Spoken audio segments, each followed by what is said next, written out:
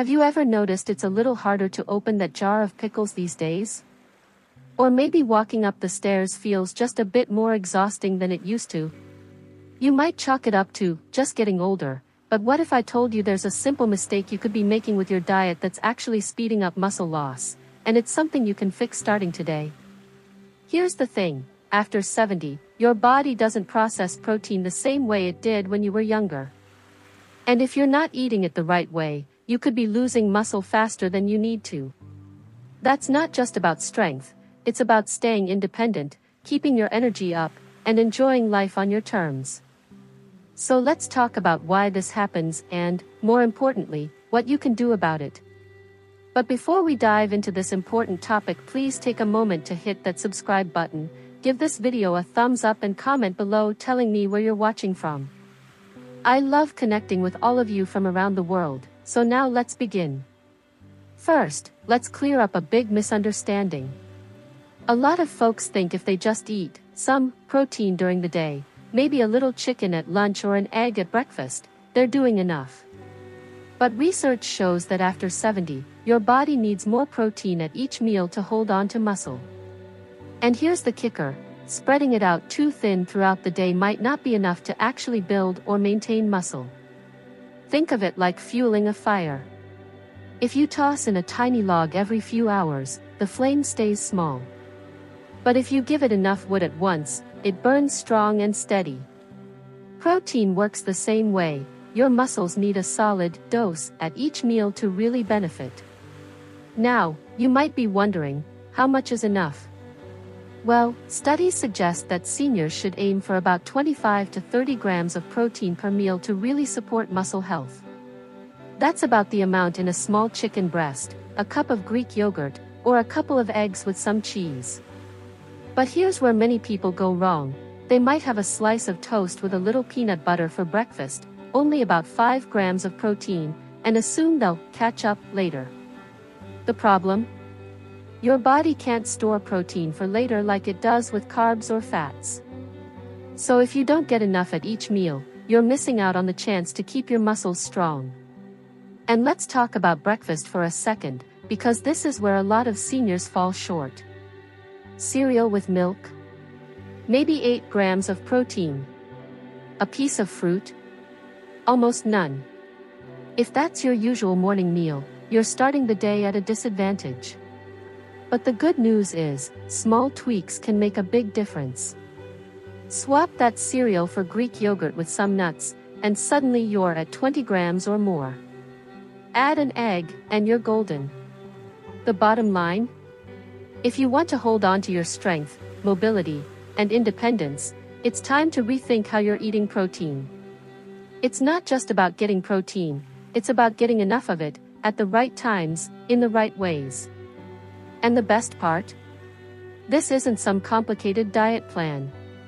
It's just about making smarter choices with the foods you already enjoy.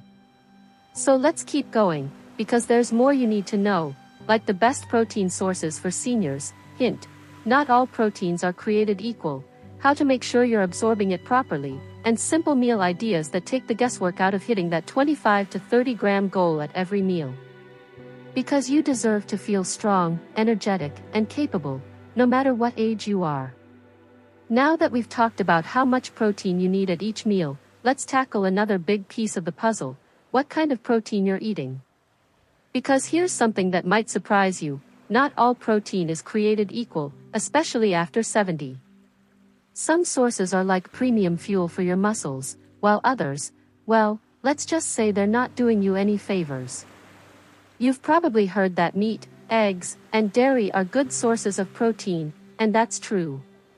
But if you're relying solely on that occasional pork chop or a scoop of cottage cheese, you might be missing out on the full picture. See, as we age, our bodies become a little less efficient at breaking down and using protein. That means we need to choose sources that are not only high in protein but also easy to digest and packed with the right amino acids, the building blocks your muscles crave. Take chicken, for example.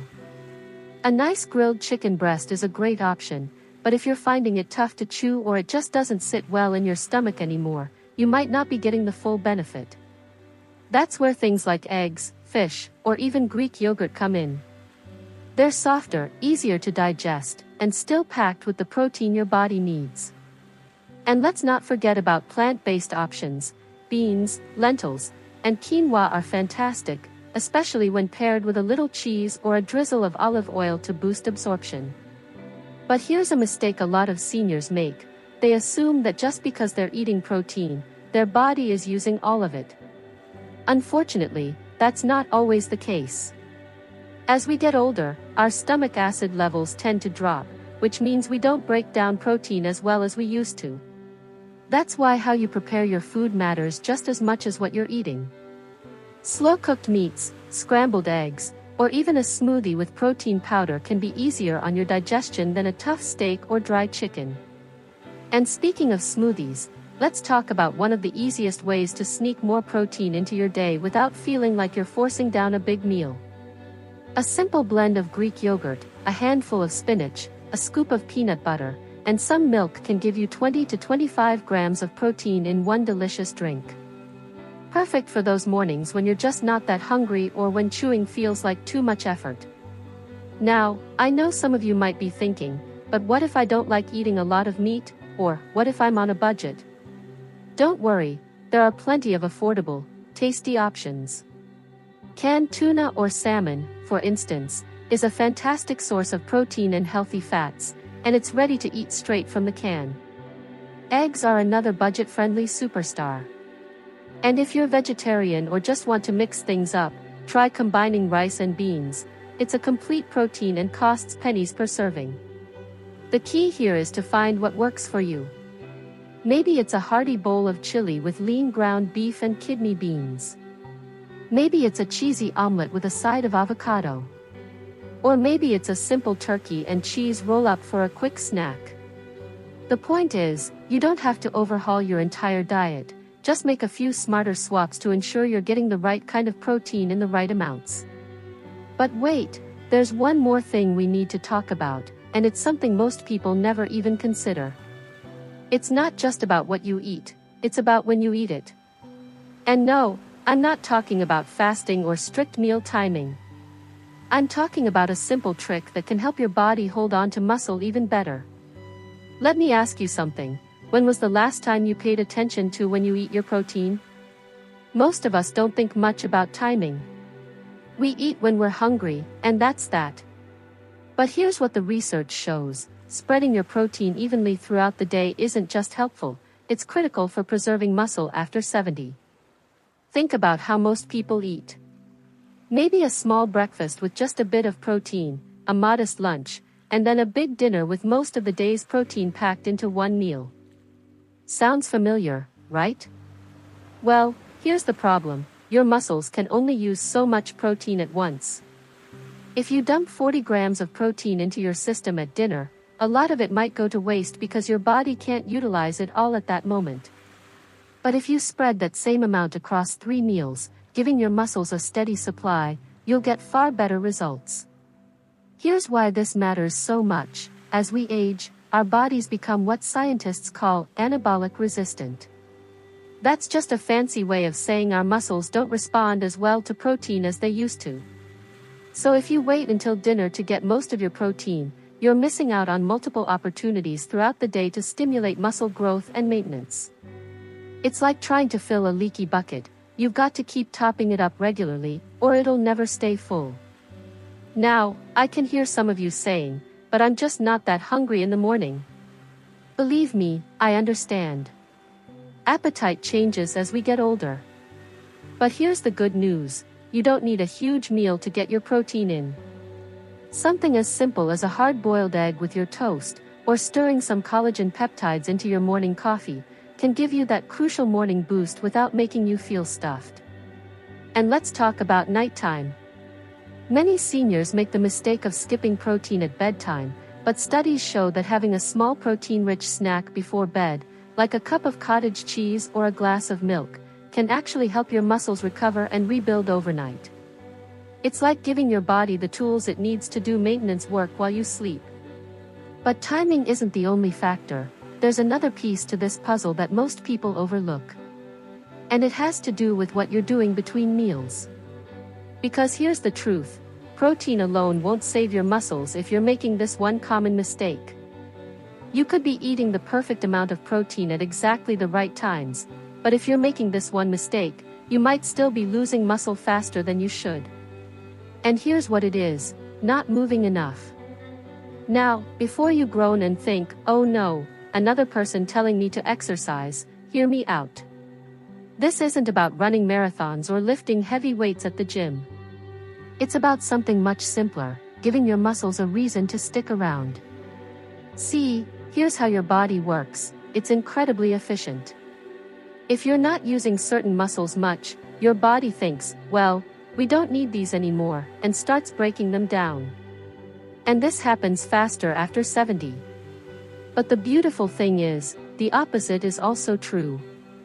When you use your muscles, even just a little, and feed them proper protein, they respond by growing stronger instead of wasting away. This is why that afternoon walk matters so much. Or carrying your own groceries from the car. Or even just getting up out of a chair without using your hands. These everyday movements send signals to your body that says, hey, we still need these muscles. And when that signal combines with the protein you're eating, that's when the magic happens. Now, you might be thinking, but I'm not as active as I used to be. That's okay. The key is to do what you can, safely. Something as simple as standing up and sitting down from your chair 5 times in a row, hold on to something if you need to. Walking in place during TV commercials. Carrying your laundry basket instead of rolling it. These small actions make a big difference over time. And here's something really interesting. When you move your body before a meal, you actually prime your muscles to better use the protein you're about to eat. It's like warming up a car engine before a drive. A short 5-minute walk before lunch, some gentle arm raises before dinner, these little movements can help your body make the most of the protein you're feeding it. But there's one more crucial piece to this puzzle, something that can make or break your efforts to maintain muscle after 70. And it's not about what you eat or how you move, but about something you might not expect. Here's the surprising truth no one tells you about muscle loss after 70. It's not just about protein or exercise, it's about hydration. That's right, something as simple as drinking enough water could be the missing link in keeping your muscles strong. Think about this, your muscles are like sponges. When they're well hydrated, they're plump, flexible, and ready to work. But when you're not drinking enough, they start to shrivel up like a dried-out sponge. And here's what's really concerning, as we age, our thirst signals weaken. You might not feel thirsty even when your body desperately needs water. This silent dehydration sneaks up on you, making it harder for your muscles to use that protein you're so carefully eating. So how much water is enough? A good rule of thumb is to take your weight in pounds, divide it in half, and drink that many ounces of water daily. For example, if you weigh 150 pounds, aim for about 75 ounces of water, that's roughly 9 8-ounce glasses. But remember, soups, herbal teas, and water-rich foods like cucumbers and watermelon count too. Now, let's put all these pieces together, because when you combine them, that's when you really start fighting muscle loss effectively. 1. Getting 25 to 30 grams of high-quality protein at each meal. 2. Choosing easy-to-digest protein sources that work for your body. 3. Spreading your protein intake evenly throughout the day. 4. Moving your body in ways that signal, we need these muscles. 5. Staying well hydrated so your muscles can thrive. The beautiful thing? None of this requires drastic changes. It's about small, consistent tweaks to what you're already doing. Maybe it's adding an egg to your breakfast, taking a short walk before lunch, or keeping a water bottle by your favorite chair. These little changes add up to big results over time. I want you to imagine something.